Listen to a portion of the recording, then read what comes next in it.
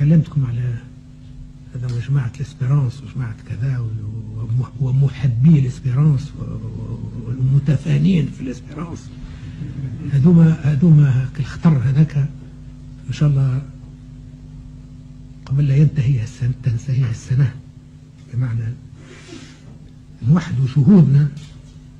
ونفضوا المشكل هذا. لكن اللاعبين تاع الاسبيرانس اللي ما صدرش منهم شيء كبير،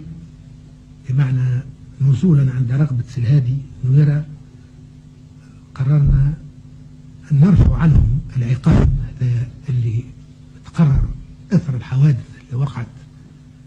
قبيل وصولي، نرفع عليهم حل الاسبيرانس، القرار هذا كان بتاع حل الجمعية، وكذلك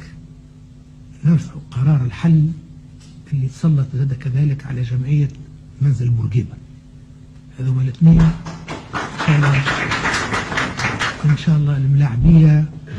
والمغرومين باللعب واصدقاء واحباء الترجي وجمعية منزل بورقيبة يفهموا معنى العمل هدايا، الرحمة والرأفة اللي أظهرناها اليوم، ويفهموا وأن يلزمهم يكونوا منسجمين مع الروح الرياضية اللي هي مبنية على الصدق والإخلاص وقبول النتائج مهما كانت، ويفهموا وأن أعمالهم اللي قاموا بها في المرة الأخيرة مش ضرتهم بركة ولا دخلوا الحبس ولا كذا، راهي ضرت تونس. وما نظنش تونسي مهما كان انحطاط نتاعو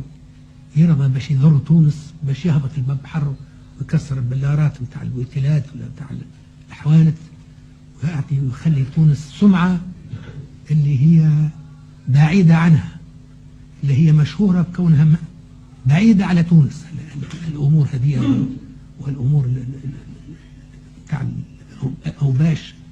وإن شاء الله يكون هذا درس ليهم ولأصدقائهم وللشعب التونسي ولكل من مهتم بالرياضة، يعرفوا أن الرياضة الحكومة خسرت عليها ملايين مليارات باش تهيئ لها أسبابها والمنابر متاعها والاستادات متاعها باش تمكن الشباب من مواصلة العمل متاعه في جو مرح، باش صحته تتحسن يعني وفكره يتحسن، والفكر الراجح الصحيح في البدن الصحيح. هذا الكل يلزم يفهموه وما يلتجوناش إلى إلغاء كل الجمعيات. إذا يلزم، إذا كان مش تستمر هالحالة هذه وفي كل ماتش مثل حصل مش تولي ثورة مثل حصل أو شبه ثورة، عاد نبطلوها الكرة هذه ونرتاحوا من هالشيء اللي قاعد يضر في تونس ضرر فادح، يضر في ميدان حيوي لتونس، وهو ميدان التوريسم، ميدان الناس اللي يجيوا لتونس على خاطر يعرفوها بلاد الرصانة وبلاد الخدمة وبلاد القبول الحسن والقبول اللطيف. ما عندهاش مثل الحصل هذه مسألة الرشوة ومسألة الفلوس ما عندهاش مثل الحصل هذه مسألة الرشوة